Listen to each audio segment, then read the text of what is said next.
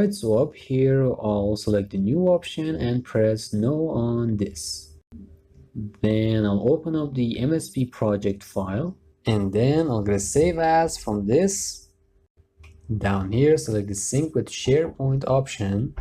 Alright, so select the save as option, and then we can try naming the save file to 01-test-beam project planning, and let's see if we can save it here. Alright, and then I can put in the save directory on here as I'll put in our training files folder and then save. Alright, now in order to simplify this, first I'll delete some of these fields. For example, we can start from here, which mainly deals with contractual discussions.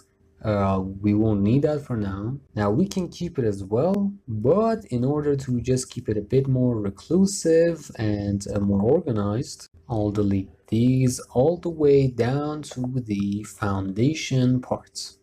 Now right click on this and then select delete task option. And let's see. Alright, hit Ctrl Z. Now let's try this once again. So deselect this and then once again right click here and select the delete task option. Alright, Ctrl Z. Now let's do something else. The problem is we have a total here, so I'll select this one individually and then delete it. Alright, and then the construction field itself, because this is all part of the equipment, we can select the construction here, and then let's see, let's move it around. We bring this over here. Alright, and now we want it to be as a subgroup of here. And alright, once again select it.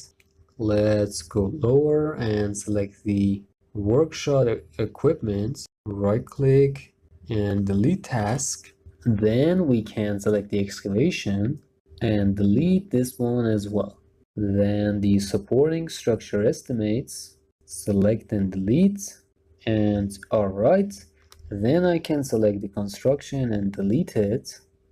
And let's see, hit Ctrl Z because all of them are a subgroup of this. It doesn't allow us. Let's see what options we have here that could come in handy. Let's go down here and open this up.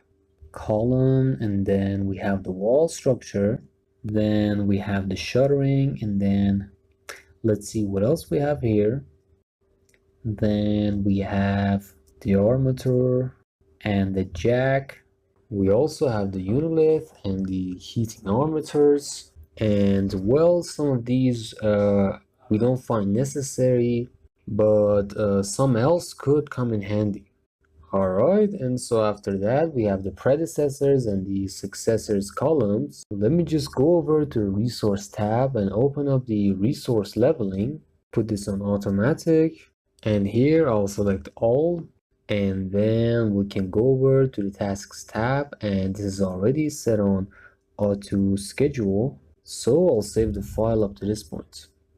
Now I can create some parameters for the elements, but we're going to talk about it in a more general sense right now, so let's not get into too much details. So I'll go over here to the right and name this one text 9 because the last one was text 10.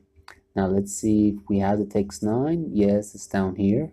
Alright, so then I'll open up the notepad and minimize it, and then I can open up both the windows and put them next to each other. I'll bring this one over here, and then I'll put this one over here. And then I'm just going to show some examples so you'll know how to work with the rest of them and figure that out and on your own. So for example, here we have the planting of the foundation and the mapping. Now we also have the armature of the foundation, but we don't need that, but you can do it on yourselves. And then the molding we won't need, but we will work on the concrete placing. Now the concrete placing is parallel to the foundation, so I'll copy the name so I can have it, and then I'll paste it in the notepad. and the text number 9 is over here. So for the name, I'll go with FO, and I'll make sure to write that next to the foundation concrete work. But the notepad itself is just an assist for us. So enter here, and so this one's fine for now, but I think we'll need the braces, so let's see if we can find them later on. But next we have the placing of the concrete for the supporting wall and floor columns. Now this is for the lower levels and the underground levels, but now we want to discuss the main topics. Then we have the armatures here and the concrete work. Now we can define this as our main source, and so we can copy it using Ctrl+C and then pasting it in the notepad. And I can also name it CO-1 as an example. Alright, so then I'll go to this column and then writing CO-1 here and assigning it that as well. Alright, then we have the jack and the molding, then the armatures and the molding, and the placing of the joists and the unilith for the ceiling. Now I can select the last one that I mentioned, then copy it and then paste it in Notepad as our next element. And for the name of this one, we can go with something such as J-1. Alright, and then we have to make sure to paste that in the task sheet as well, right here in this field. Alright, then we have the concrete work of the ceiling, and then, well, this one says the armature and the unilith. I think we already selected this one. Let's just check it.